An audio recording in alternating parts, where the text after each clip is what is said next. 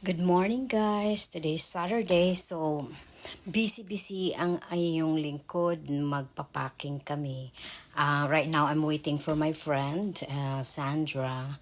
Magpapacking kami ng mga boxes para ipadala sa ating mga kababayan na taga Bicol. So I will show you our cargos boxes para ipapadala sa Pilipinas to Bicol. Okay, let me. Ayan guys. So ayan.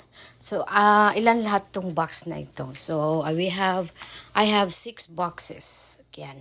1 2 3 4 5 6 boxes yan ang ipapadala namin sa Pilipinas para sa Bicol. Kunting tulong para sa ating mga kababayan.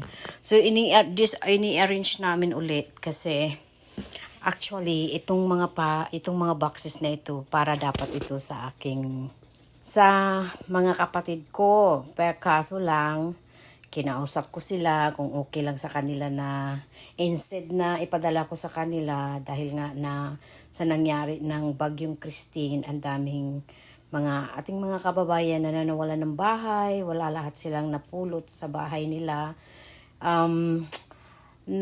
Naisipan kong ipapadala na lang sa Bicol. Kinausap ko sila, mga kapatid ko, okay naman sa kanila. So, thank you sa lahat ng aking mga kapatid dyan sa Pilipinas. Thank you for understanding na dapat sa inyo ito pero mapunta na sa Bicol para ipamigay natin doon kunting tulong.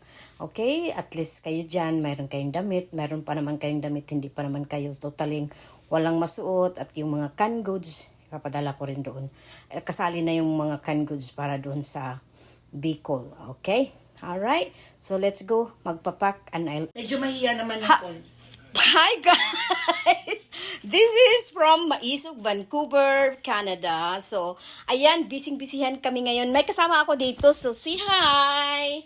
Hello. That's Sandra. So, magbisi-bisihan kami, magpapaking kami ng mga canned goods, clothings na medyo maganda pa. At karamihan dito mga bago pala. So, ipapak namin going to Bicol, ating tulong. Office of the Vice President. Going to Office of the Vice President actually to packing namin ito para sa ating mga kababayan na nasalanta ng Bagyong Christine sa Bicol. So let me show you, mayroon nang nagdodonate karamihan sa mga maisog in Vancouver. So Shout out to Ate Ruth. Thank you sa canned goods na yung padala. Ito, pakita ko. Cans of Campbell soup. 4 cases. 4 cases of Campbell soup. Oh, yummy. See, yan. Thank you, Ate Ruth. Masang makarating. Ayan. And then, mayroon ding bigay si Wing. Si Weng. Ate Wing, thank you sa canned goods. Ayan. So last week nagbibigay din ng mga damit at saka sa canned goods si Alan. Shout out to Alan. Thank you. Si Jeanette and Si Irene. Si Irene.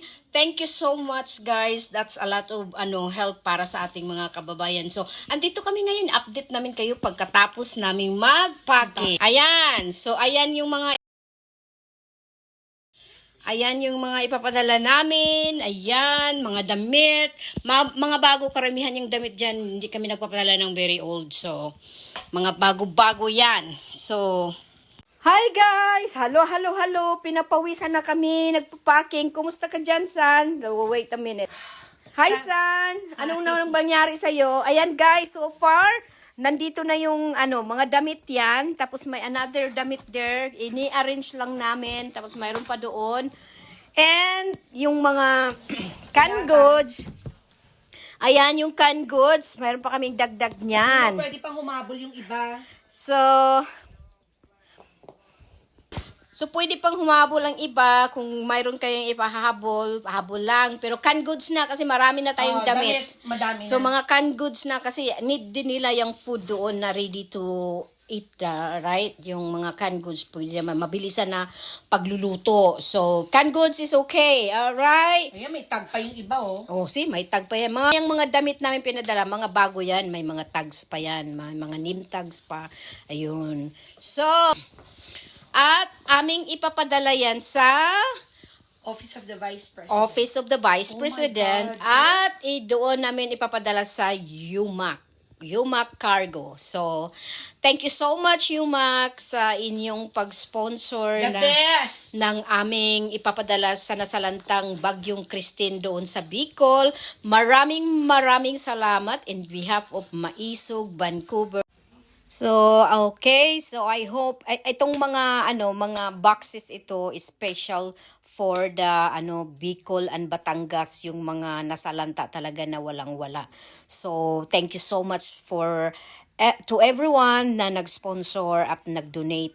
At hopefully ma-receive nila hopefully before Christmas. I know November na, so sana ma-receive nila before Christmas. Alright, thank you so much. So, open pa rin ang aming tanggapan para sa magdodonate ng canned goods. Canned goods na lang, guys. They need more canned goods kasi marami ng damit. Thanks a lot. Bye-bye.